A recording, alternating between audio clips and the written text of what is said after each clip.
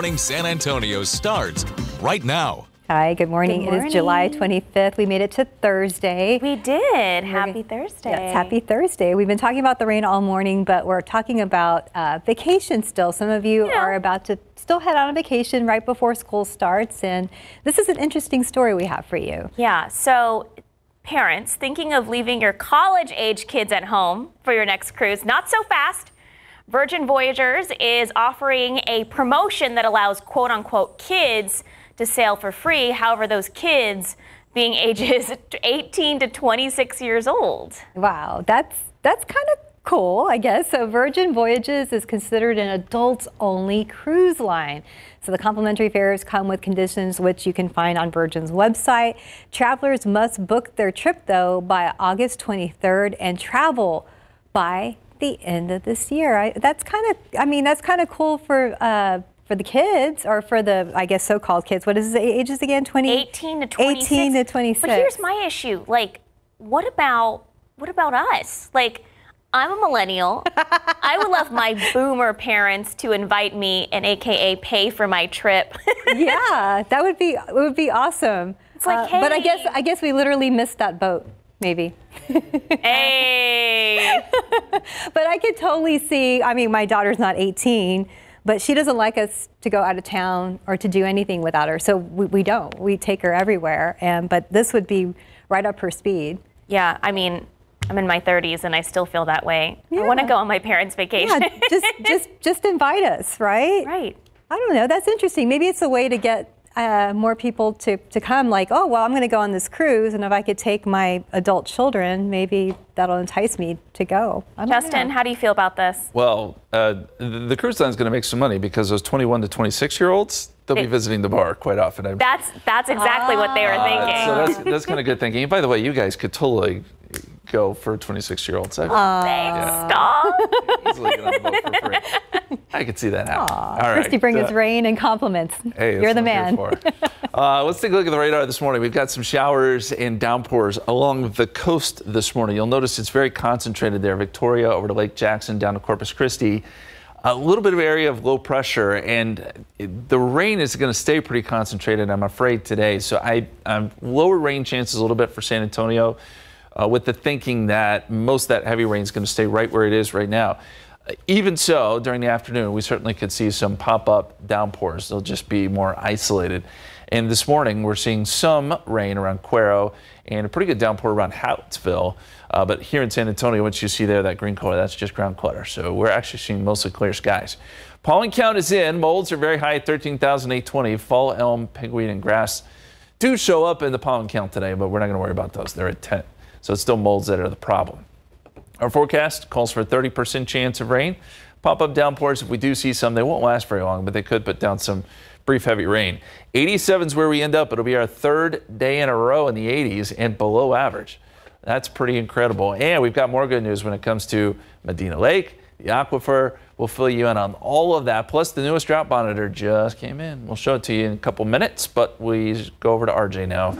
And we still have an issue there on 281, right? Yeah, Justin, I see you out here earning some brownie points, and I have to talk about some major traffic problems. By the way, I'm the opposite. If my parents were going to be like, hey, we're going to go on a cruise, and I'm still living at home, I'm 18 to 21, I'd be like, peace out, y'all. Y'all be safe. I'll take care of the house.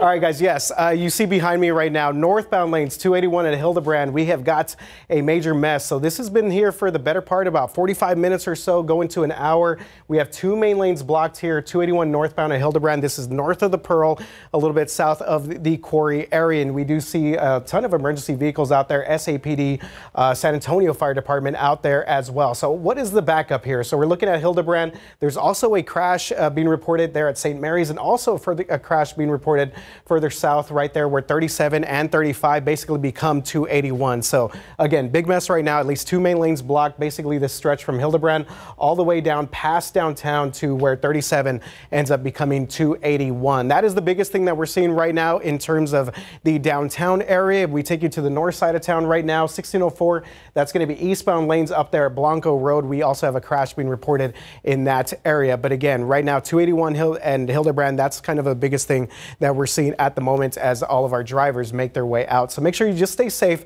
around that area. Now my map's just kind of going wherever it wants to go. So we will go back to you guys. Again, 281 northbound, 2 main lanes blocked out there at Hildebrand Avenue. Stephanie, Sarah, back to you guys. RJ, thank you. Here's today's 9 at 9. Former Uvalde School District police officer Adrian Gonzalez will be arraigned in court today on the state felony charges he is facing related to the failed response to the Robb Elementary shooting.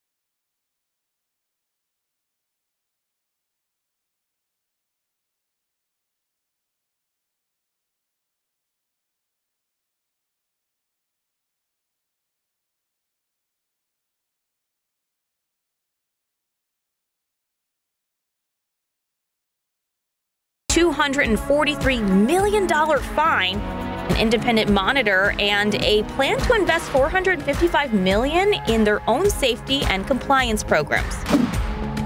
After a frenzy of AI-driven growth for the tech world in recent months, major companies like Tesla and Alphabet reported lower than expected earnings for the second quarter, leading to the Nasdaq's worst decline in more than 400 days yesterday. Experts say the dip shows a possible shift in investments as investors await possible rate cuts from the Federal Reserve. There's a new way for baseball fans to catch all the action. MLB Network is now available as a standalone streaming service for $6 a month. Fans can also get MLB Network Plus at bat for $7, which includes live game audio and minor league coverage.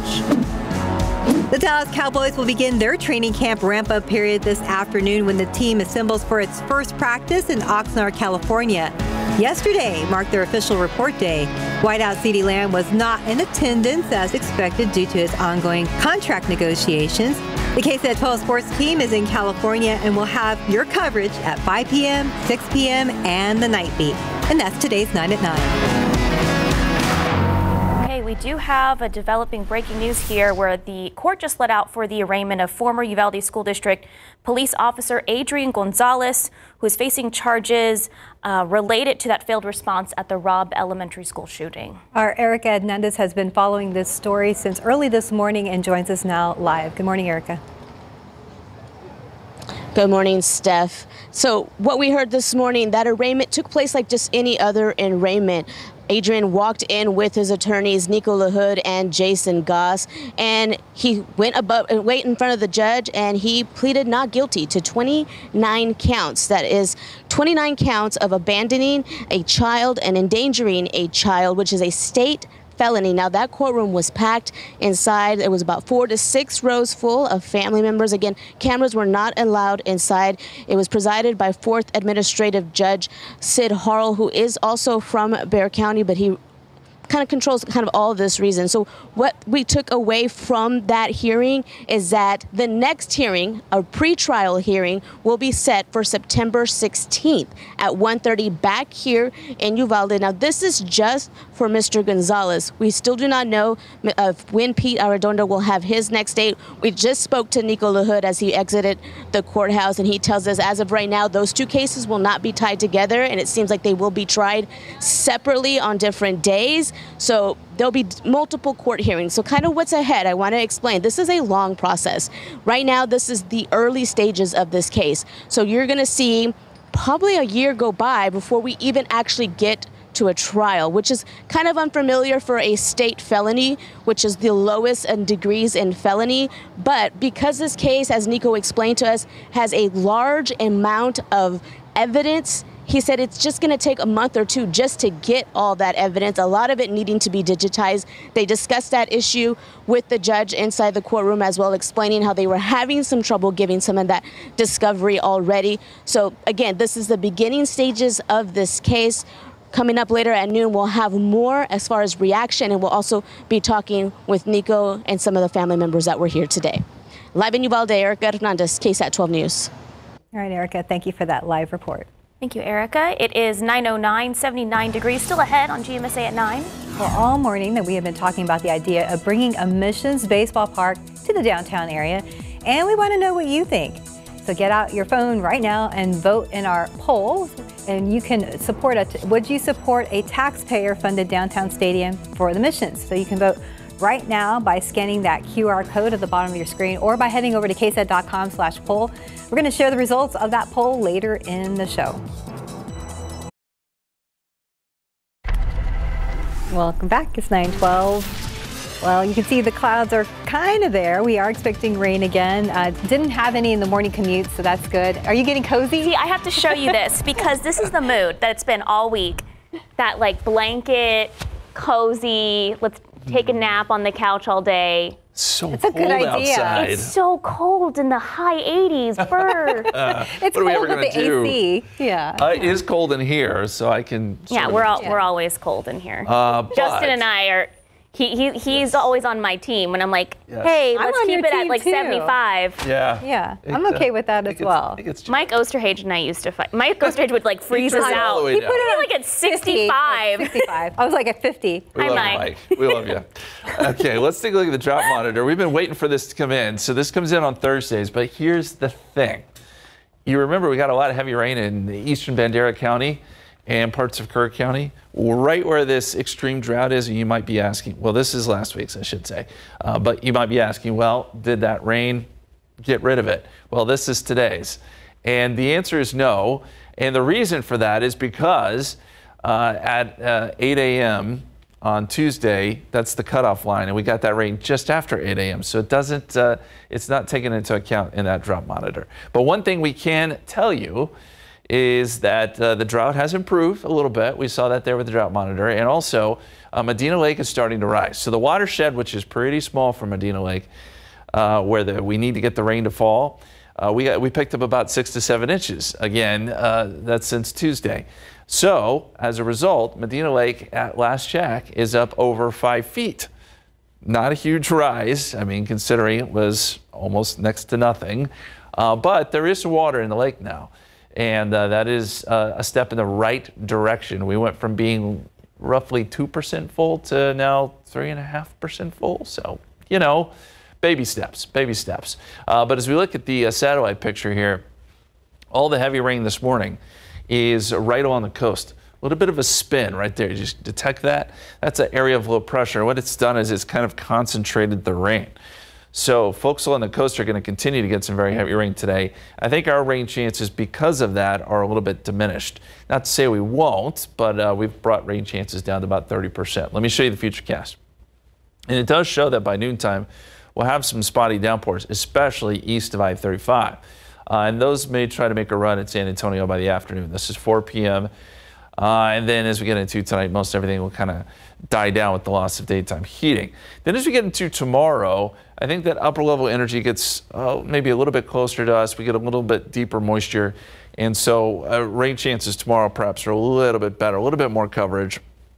And this is tomorrow at 6 o'clock. So we're going to bring tomorrow's rain chances up to 40% versus today's 30%. Either way, we have a chance for some downpours. And if you see a downpour, it will put down some good rain, at least briefly. And we'll also spend another day in the 80s. So Sarah can just keep her blanket and jacket out with a high of 87 today. 79 right now in San Antonio, 79 in New Braunfels, 77 in Converse, 73 in Bernie and Kerrville. And as we look at the futurecast down the line, upper level winds here, that low finally kind of gets out of here. I think Sunday we'll have some decent rain chances because we'll be in between ridges of high pressure. But after Sunday, the ridge kind of coalesces, and that's the heat high that we love to hate. It's going to be close enough to us to where it cuts off our rain chances and temperatures are going to go up.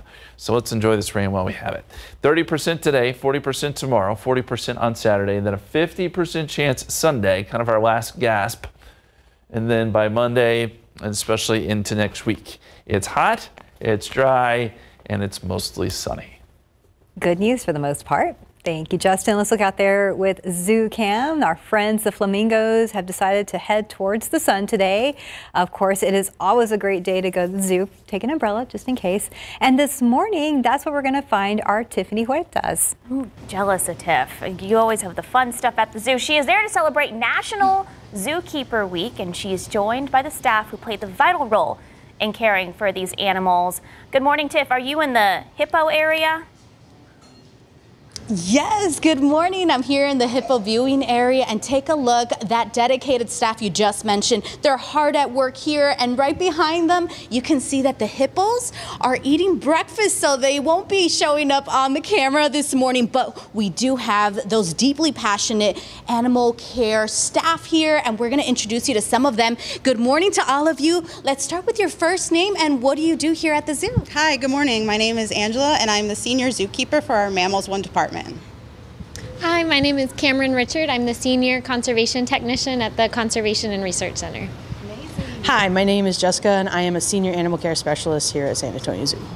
Well, the big question everyone wants to know is, what is your favorite part about working here and your job?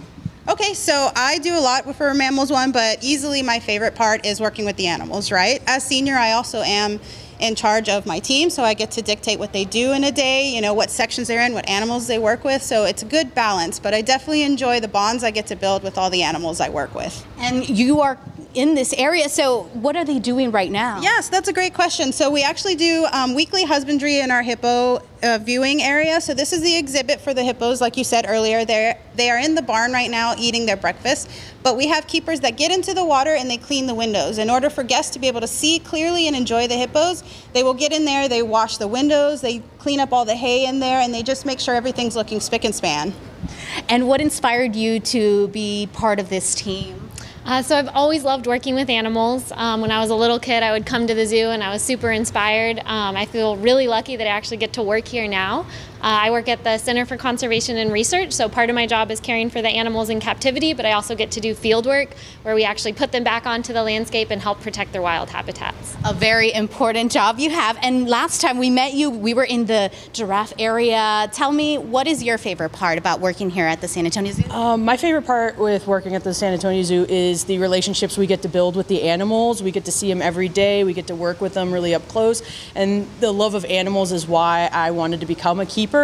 And so it's just amazing that my everyday is working with these animals, and sometimes they don't want to work with us, but most of the time it's really fun and rewarding. So the animals you work with are the giraffes and... Yeah, so I'm in the Mammals 3 department, what we call here, and we have the giraffes, our rhinos, the lions, tigers, and a lot of pig species, and the kangaroos, and a couple various other animals. And again, the animals you work with? So I'm kind of behind the scenes. Not a lot of our animals are on exhibit, but you might see us in social media. I work with native Texas amphibians and reptiles, especially the horny toads. That's definitely a big project, working with the horned lizards. And you mentioned here the hippos as well? Right, yeah, so Mammals 1 is the good majority of the zoo. We have hippos, jaguars, all of our primate species. We have the otters, the hyenas, everything. So we've cover a good variety of animals. Well, you all are definitely the unsung heroes here.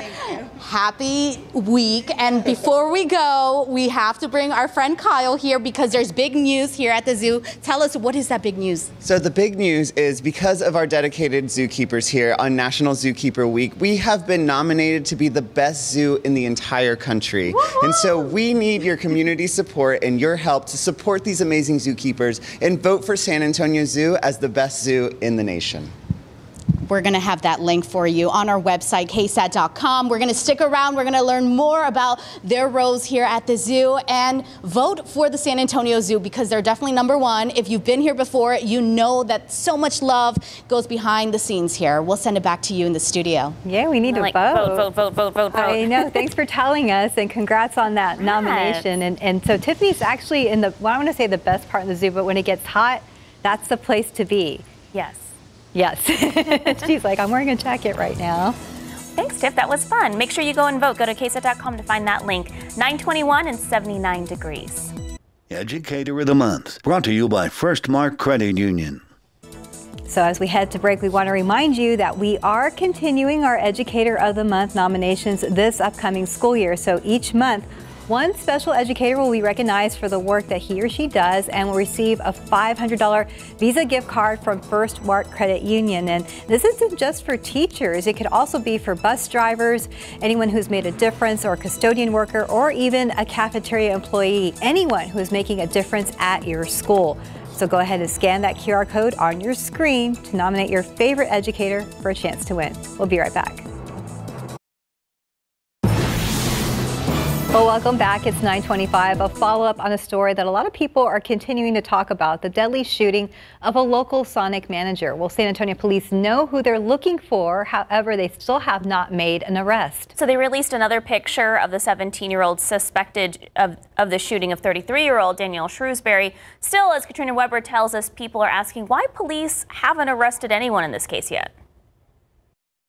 Based on their latest release, San Antonio police have no problem picturing who they're looking for. They say 17-year-old Adaya Namir Roberson is suspect #1 in a deadly shooting. It happened earlier this month at Sonic near Babcock and Eckert Roads. Family of 33-year-old Daniel Shrewsbury, the night manager, say he was shot dead by someone trying to pass off counterfeit money. So sad, ridiculous, just over nothing. Rose Marino was headed to eat at a spot nearby, but still had what happened at Sonic on her mind.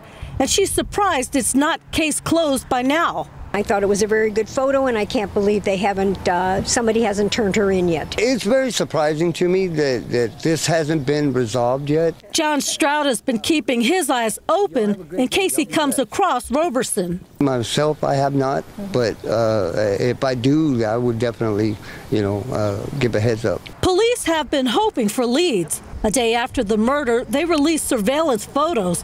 They confirm one of the people in them is Roberson. They say the other is no longer a suspect. As police go about the business of trying to track down that suspect, it looks like business here at Sonic is just about back to normal. There are still a few signs of what happened. A memorial of balloons and candles here now instead of crime scene tape. And at every drive-up station, photos of Shrewsbury are posted, both to show people how they can help his family and that he hasn't been forgotten. Katrina Weber, KSAT 12 News. Katrina, thank you. It's 9:27 and 79 degrees. There's still a lot more ahead on GMSA at 9.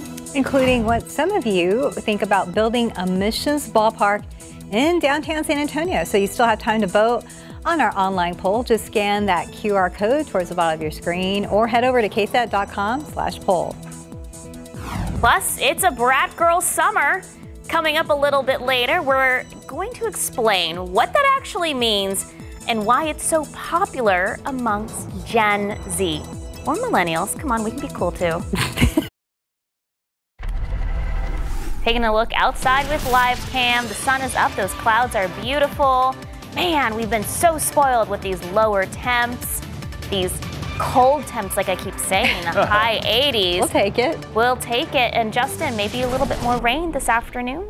There is a chance. I would say odds are a little bit lower today than they have been in previous days, but we'll have a shot at some downpours. And I want to show you a picture on our KSAT Connect. This really illustrates the kind of clouds we've been seeing lately. This is out in Live Oak. Shout out to Wayland Baptist University there in the distance. But you see the cloud building vertically, and these skinny clouds, these passing downpours, kind of a tropical-like atmosphere. We've had some good moisture to deal with, and it's brought these good, healthy rain showers. We'll see a few more clouds like this today. You'll see them grow vertically into the sky, and then maybe even produce some lightning and thunder here and there. But the main area of rain this morning is down along the coast, and that is where the heavy rain is, stretching from Corpus Christi up to, say, Lake Jackson. In fact, there are some flash flood warnings down near Corpus Christi now, and not surprising, the rain's been kind of training over the same areas. For us, there are a few showers kind of rotating back. If we're going to see anything, we're probably going to see some showers and storms coming in from the northeast today, just based on how this low is spinning off to our east. But Hallettsville right now getting a little bit of rain. So is Cuero and Yorktown. And we'll watch to see if any other additional showers form here around San Antonio. We're going to put rain chances at about 30% today. 87 is your forecast high. So another day below average. And we've spent many days this month below average. We'll look back at the month of July and see how we fared. Plus, we'll have an update on that forecast as we head into the weekend. It's coming up in just a couple minutes. Thank you, Justin. Let's look out there with TransGuide. I was looking on the TxDOT map and only saw the usual construction there on I-10, that upper level there at Frio Street. Right here, things are looking great at 281 at Hildebrand. In fact, the grass looks so green after all the rain we've had. And then also just a couple of stalled vehicles, but nothing causing too much of a problem in our area. Well, baseball will be heading downtown. Will it or will it not? Taxpayers pick up part of the bill. So talks of bringing a Missions ballpark to the center of the city now has a little more to weigh in on it.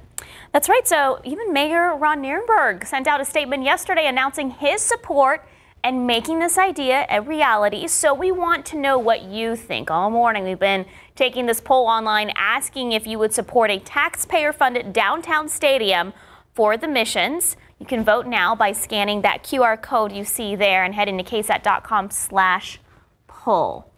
We were seeing it's at 59% say yes, so it went up. Yeah, it went up a little bit. So earlier in the newscast, earlier this morning, the yeses were ahead, but more so now.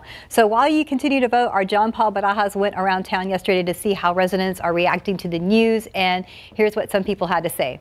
Mayor, get it right. Step up. Step up to the plate. Absolutely. I like that. Mayor Ron Nirenberg is doing just that, announcing his support and commitment to bringing a Missions ballpark to downtown, just getting fans excited. I think something like that's awesome to bring people together. I love going out to the ballpark a lot, watching games, inviting some friends over, maybe have a couple drinks, heading over there. Sounds like a great time. The potential move from Nelson Wolff Stadium on the west side to a more centralized location, a big draw for many we spoke to. The downtown is so walkable for so many people in a large area, so it'd bring more people down there, but yeah, it'd be a lot of fun. It definitely is a little out of the way. I live on the northwest side over by Six Flags. If they're bringing a ballpark down there, I mean, it makes it better for me as a sports fan. And even for those who aren't the biggest baseball fans, the idea of having America's pastime closer to surrounding entertainment has them planning on buying a ticket. I live down here and there's a lot more to do, so I'd make a weekend and I'd go and watch a game and have some fun, go get drinks with friends. I'd do that. Mayor Nirenberg says the city, county, and Missions are working together to, quote, advance our center city transformation efforts and spur continued development in the downtown region. 3-2 full count. All right. Mayor Nirenberg is at the plate. He says he supports the idea of a downtown ballpark. What happens next? I think he's hitting a home run probably. I'm calling it, putting money on it. Good stuff. Take it to the bank. But it is important to note the city support could come with a price tag for taxpayers. Oh, I'm still on board with that, absolutely. It'd be great to have that here. It depends on how it's financed, but anything like that, I mean, I know a lot of repairs or things they did to the river were with taxpayer money, and look what that did. The mayor said, quote, the ownership group is heavily invested in this development to ensure that we arrive at an agreement that is fair to our community, and we have benefited immensely from the partnership with the Mission's new local owners, end quote. John Paul Barajas, KSAT 12 News. We've seen a big change now.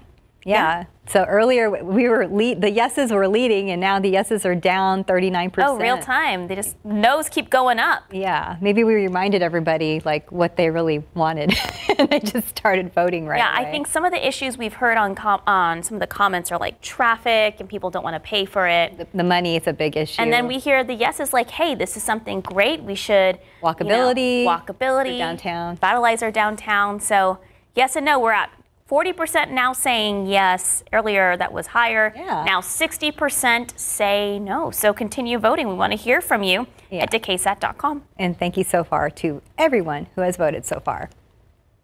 Okay, so from downtown San Antonio to Austin now, the state capitol isn't just known for its music. It also has a bunch of breweries inside its city limits, and SA Live's Jen Tobias-Strusky is taking us to one spot that not only brews up custom ciders, it has a whole arcade inside. Let's take a look. Here along the beautiful Colorado River in Austin, and we are now at the Cidercade. It's a hot spot for gamers of all ages.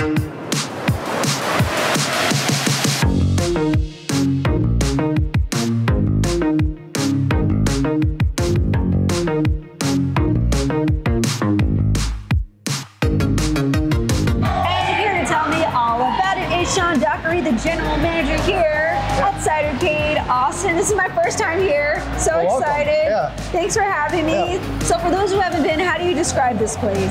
So it's $12 to get in. All the games are on free play, so you can play as much as you want. You can stay as much as you want. No quarters needed. Just walk in, pay your admission, play games, have a good time. We also have cider on tap to drink if you want to get some alcohol. We also serve pizza, salad, and chicken wings. Nice. Okay, so let's talk about the cider. We have some samples here. What kind is this? So here's our crackberry. It's cranberry and blackberry, semi-sweet tart. It's probably our oldest one we still sell. It's very popular. And Pineapple Paradise is another oldie. It's along the sweeter side, but also very good. I'm gonna try this. Tell me about the other flavors you have. Sure, we have some drier ones, some basic apple flavors, but we do a lot of different variations of a bunch of different fruits. So we have a little bit of anything for everyone. If you like it sweet, you like it dry, you like it tart, we have something for you. For everybody. Yeah. Okay, so how did you get this combination of cider and arcade to come together? Yeah, our co-founders were just a big fan of arcades, growing up playing them, and we had this concept for, we already had the cidery, and we just wanted to get more people in the building, kind of had the idea to combine them, and it took off. So now we have 5 locations in 5 different cities, and Wow, 5 locations. Yeah. Okay, what's the feedback you get here? I see all ages out there having a good time. Well, it's good because it's all ages during the day, and at nighttime we go to 18 up at 9 p.m. So if you want to have an adult date, you can come out later, and it's more adult friendly. Yeah. What's your favorite game? Do you have a favorite game? I have lots. I like basketball, so I like the Pop-A-Shot. Also, Super Mario Brothers is super fun. Skee ball, so it's kind of like if you want to do something more active, we have that. If you have like a more of an old school gaming situation, we have something for that too. Again, something for everybody. Yeah. And that just takes me back, by the way, right? The nostalgia of it all. Okay, and what are your hours for those who want to come out? Yeah, we open at 10 a.m., we close at midnight, and like I said, we go 18 up at 9 p.m. Okay, and they can keep up with you on social media, I would imagine. Do you ever have like any themes or fun, different, ciders or anything you put on there? We change our ciders every couple of months, but we do a New Year's Eve party every year, and a Valentine's Day stoplight party every year, and those are kind of the big hits. So. Well, I can't help but notice this gorgeous view out here too. So it's just the beautiful backdrop It's here. great. It's fun because on the weekends we get really busy, but during the week we come in, play games with the cider, and look at the view. So perfect. Yeah. All right. Well, I think we're gonna get some pizza, and I'm gonna go play some games. Awesome. How does that sound? Sounds fun. All right. Thank you so much.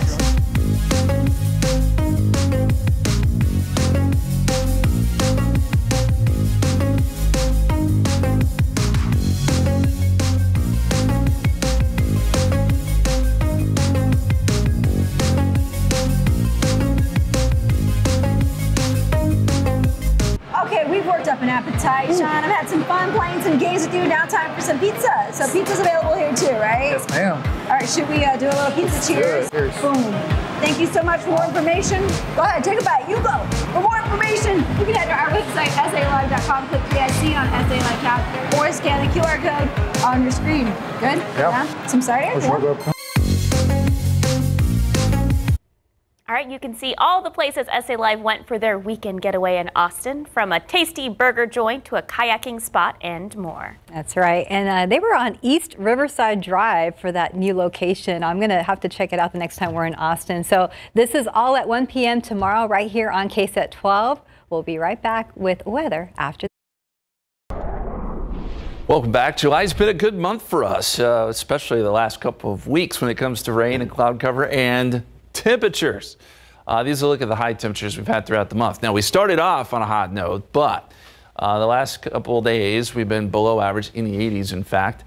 And we've had some below average days last week and the week before. And so this is a much better looking July than last year. If you remember, we were at 100 each and every day. We were above average for sure every day in the month of July. That has not been the case this year, and it has been so welcome to get some relief from the big time heat. So our authority radar right now shows we've got a lot of heavy rain along the coast still. This has been the case all morning long. Flash flood warnings now in effect down around Corpus Christi. Not a surprise, because you're starting to get that training effect where you just get heavy rain on top of heavy rain. That will cause some problems. If you're headed down to the coast today, know that flooding is a real possibility. Meantime, on the back side of this low, we're getting some activity coming in from the north and east, and that's affecting places like Gonzales. We've seen some rain around Hallettsville, some pretty heavy rain earlier. That has since pushed off to the south and west, and then a few showers around Cuero and Yorktown. Nothing yet in San Antonio, but I do think we'll see some activity this afternoon, and that'll continue to help the aquifer. This is the latest, newly updated, up 5.7 feet since Friday. We're at 635.2. Incredible. It's still rising, still well below average, but to see that kind of rise, it has been a while since we've had the aquifer respond like it has to these recent rains. So are we going to get more? Let's look at the futurecast for today. Yes, it does show some of those isolated showers and storms developing. I think the best opportunity is going to be east of I-35. But even going into the afternoon, we'll see some of these spotty showers and downpours. You'll get some heavy rain, but it'll move along pretty quickly, so I'm not too concerned about flooding here in San Antonio. Again, that's mainly going to be relegated to the coast today. Now, as we get into tomorrow, I think coverage will be a little bit better. We'll have some deeper moisture trying to move in, and that will give us a little bit better coverage, especially during the afternoon. 2 to, say, 5 p.m. shows some of these downpours around the area. So, yes, we have more chances, and even going into the weekend, we'll still have showers and storms in the forecast. For today, noontime, 85, 30% chance of rain. And that's where I think we peak, 30%. Otherwise, it'll be partly cloudy. 87 is your forecast high, and small chances of rain going into tonight. But we bump it up to a 40% chance tomorrow. 86 on your Friday, 85 Saturday, with a 50% chance of rain. It's Sunday, 50% chance of rain. Saturday is a 40% chance. And then it does heat up and dry out by next week. We're so used to the 80s. It's going to be hard to get used to the 90s. It's going to be weird. We still have August and September ahead of us. We know those can be very hot months. But we did get a little bit spoiled in July. Yeah, we did.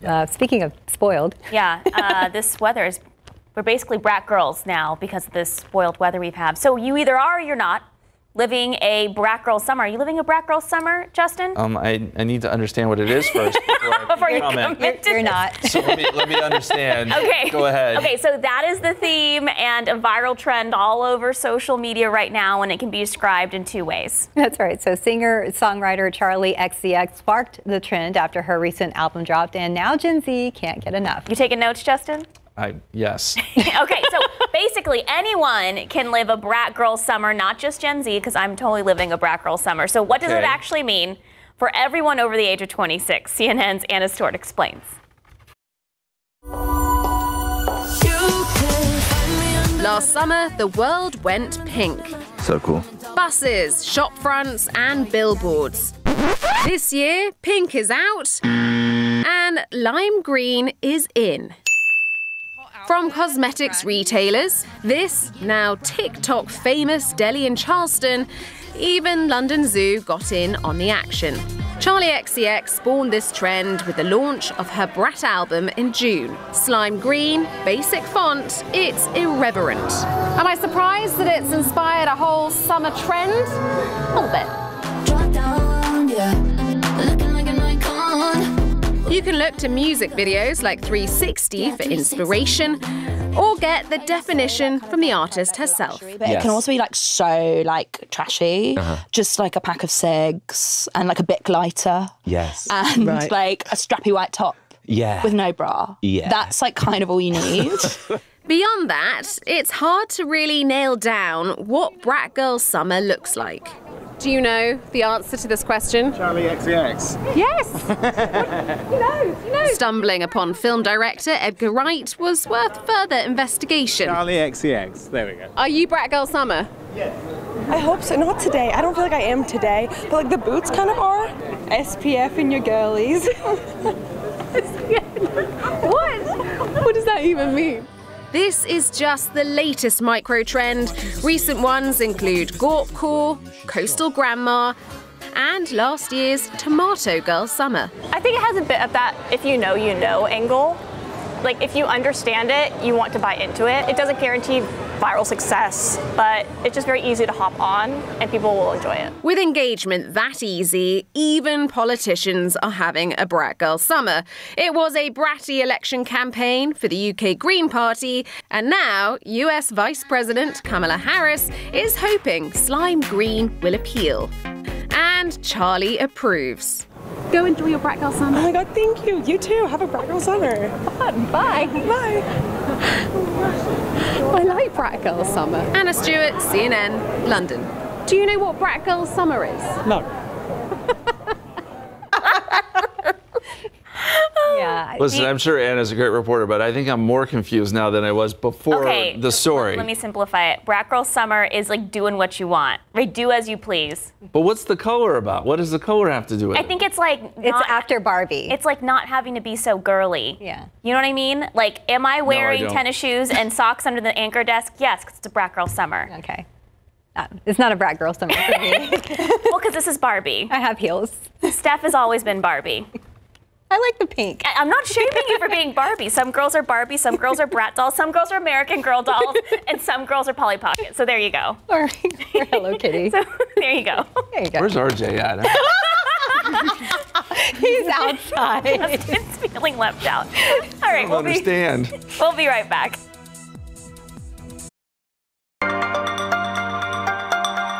Welcome back. So do you have any medical questions about kids that you'd like answered? Well, later today is your chance to get those answers. Each Thursday at 6:30 p.m. we have our Doc Talk segment, and today we'll have a local pediatrician available to help you answer any of your questions you have about your kiddos. So you can submit your questions by scanning this QR code on your screen and tune in today at 6:30 for our Doc Talk segment. Okay, now to an update of a story we've been telling you about on GMSA. This guy, 9-year-old Avery Quiros, had advanced to the next round of the USA Mullet Championship. Avery is competing in the kids category. He's even named his hairstyle, there it is, the Texas Waterfall, and has been growing it out for 2 years. Woohoo, way to go, Avery. Well, you can vote for him still in the competition right now. Just go to our website. So this contest, it supports the Wounded Warriors Project. So get out there and vote for our guy, Avery, and congrats for making it this far. For a great cause. He's repping San Antonio. Yes. And it looks great. So Look at yes, that. go vote for him. Okay, very quickly, let me show you the radar. We do have some showers and storms starting to develop. We'll keep an eye on these. Again, about a 30% chance of rain here in San Antonio. All right, we'll keep an eye on it as well. Thank you, Justin. Thanks for joining us. Have a Brat Girl Summer.